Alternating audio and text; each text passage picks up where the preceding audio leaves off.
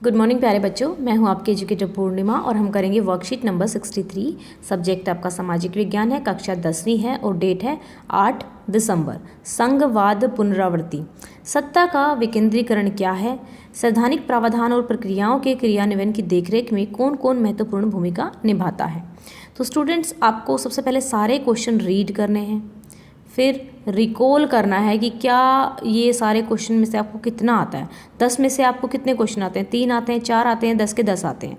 तो इस तरीके से आपको पहले इनको क्या करना है, सॉल्व करके देखना है, उसके बाद जाना है आपको आंसर्स पे। सत्ता का विकेंद्रीकरण क्या है? विकेंद्रीकरण का मतलब होता है, केंद्र का मतलब होता है मतलब सब कुछ इकट्ठा कर लेना। विकेंद्र का मतलब होता है जो इकट्ठा था उसको डिस्ट्रीब्यूट करना, यानी कि सत्ता को, शक्ति का बंटवारा करना ही विकेंद्रीकरण होता है। जैसे हमारी जो गवर्नमेंट है, ठीक है, हमारी गवर्नमेंट सेंटर पे है, सेंटर पे पूरे देश की जो भी बड़े बड़े इशू होते हैं उनको देखती है। स्टेट वाली गवर्नमेंट अपने अपने स्टेट के इशू देखती है, ठीक है। और जो आपकी लोकल जो पंचायत गवर्नमेंट होती है वो गाँव वगैरह के और म्यूनसिपैलिटी वगैरह के ये सब एरियाज़ देखती है।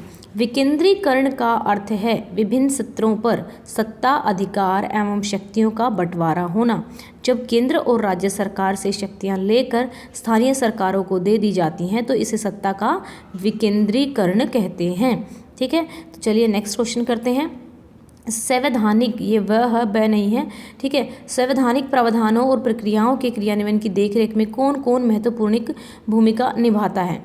न्यायपालिका, यानी कि जो संविधान में प्रावधान है उनको कौन एनालाइज करता है? न्यायपालिका संवैधानिक प्रावधानों और प्रक्रियाओं के क्रियान्वयन की देखरेख में महत्वपूर्ण भूमिका निभाता है।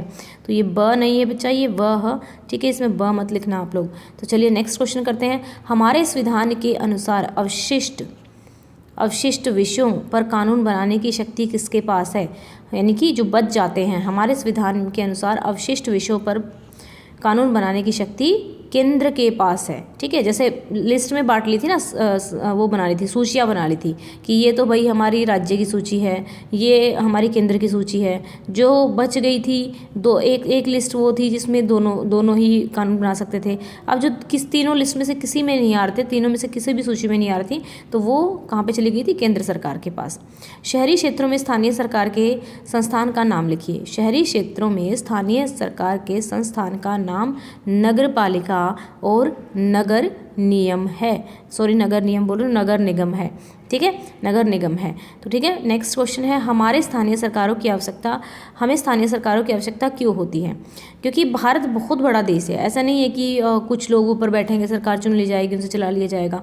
तो अलग अलग लोगों की अलग अलग स्टेट में अलग अलग नीड है। तो इसलिए भारत जैसे विशाल देश में सिर्फ 2 स्तरों की शासन व्यवस्था से ही बढ़िया शासन नहीं चल सकता। इसीलिए हमें स्थानीय सरकारों की आवश्यकता होती है और हम शक्तियाँ बांट देते हैं। स्थानीय समस्याओं का निपटारा स्थानीय स्तर पर ही बढ़िया ढंग से हो सकता है। स्थानीय स्तर पर लोग फैसले लेने में सीधे भागीदार बन सकते हैं। लोकतांत्रिक सिद्धांत को वास्तविक रूप दिया जा सके, ठीक है, इसलिए भी।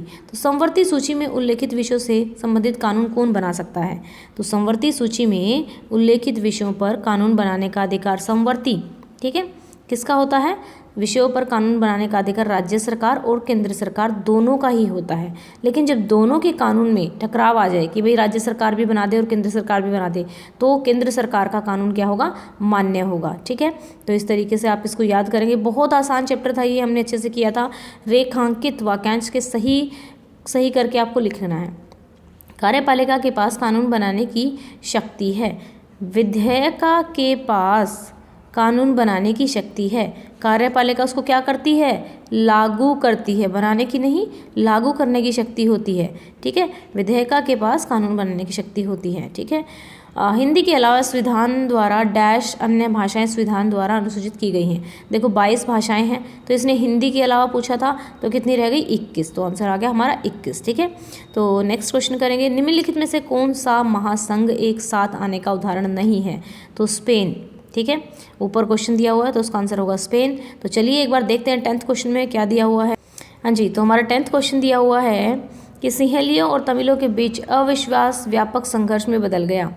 एक नए संविधान में यह प्रावधान किया गया कि सरकार श्रीलंका में बौद्ध धर्म की रक्षा करेगा और बढ़ावा देगा। बिल्कुल सही है दोनों के दोनों, ठीक है, और ये इसको एक्सप्लेन भी कर रहा है, ठीक है। तो आंसर हमारा हो जाएगा ए, ओके।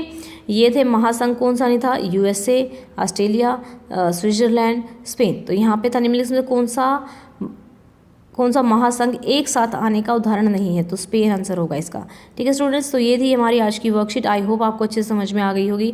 आज की वीडियो के लाइक्स का हम टारगेट रख देते हैं 2000 लाइक्स। एंड आपको चैनल को सब्सक्राइब करना है, वीडियोज़ को लाइक करना है। Thank you, have a nice day, may God bless you.